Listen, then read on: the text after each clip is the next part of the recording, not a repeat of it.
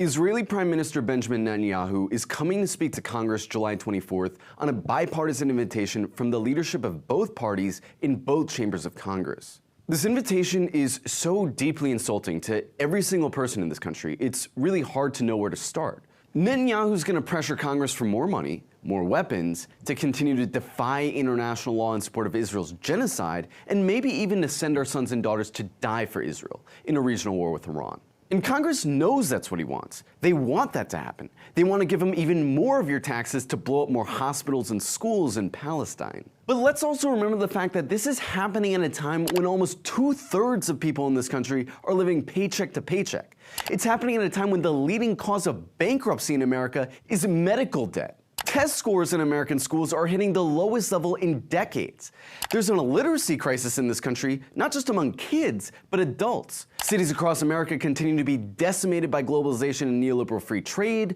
Our infrastructure is among the worst in the developed world. And last year, the US suicide rate hit an all-time high. But what's Congress concerned about? That they haven't given enough of our money to Israel. Congress has already committed over $20 billion to Israel in the last 9 months and covers for their genocide at every single step. But that apparently isn't enough for them. So now they've decided to invite the architect of the genocide to make the highest lawmaking body in this country his captive audience. But that's not even the craziest part.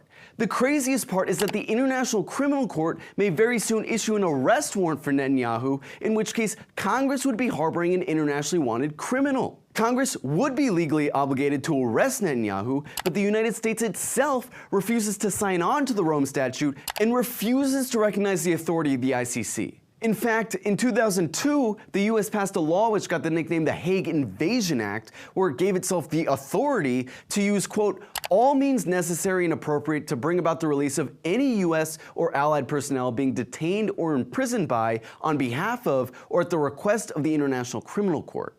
And when the ICC started going after Netanyahu, members of Congress wrote a letter to the ICC threatening to impose severe sanctions on the court's leaders if they issued an arrest warrant, and that such an action would be interpreted as a threat not only to Israel's sovereignty, but to America's sovereignty. It's been reported that Netanyahu's traveling with a much smaller delegation than usual because if he brings more people on his plane, they'll have to stop to refuel. And if they refuel in any country that's part of the ICC, that government would be obligated to arrest him. So his plan to fly directly to the United States is literally based on the fact that he knows that the United States is the only state he can safely travel in. So just to recap, Congress won't do anything about healthcare. They won't do anything about student debt. They're perfectly happy to ignore the housing crisis that's raging in every city in America.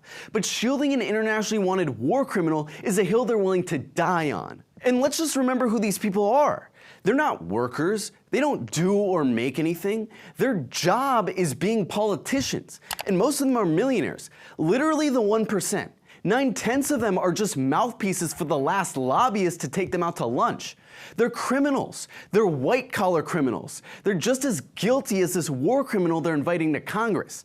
Hell, half of them are making money off of his genocide. They're parasites that only live to serve themselves. So this isn't just a Palestine issue. It's not just an Arab issue or a Muslim issue.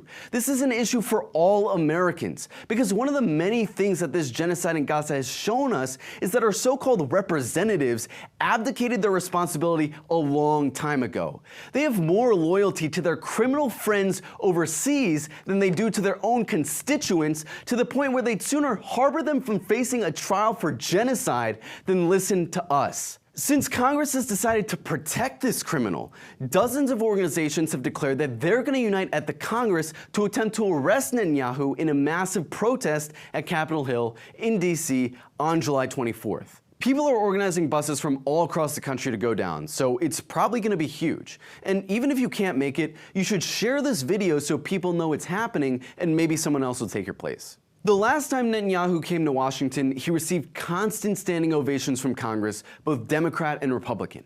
Now they want to honor him again as he butchers Gaza and stands as the main impediment to a ceasefire to create the illusion that he's some respectable leader. Netanyahu is anything but a respectable leader. He's an international pariah that's trying to overcome his global isolation by visiting Congress. This protest will make it absolutely clear that the politicians who invited him don't represent us, just the elite corporate donors cutting their checks.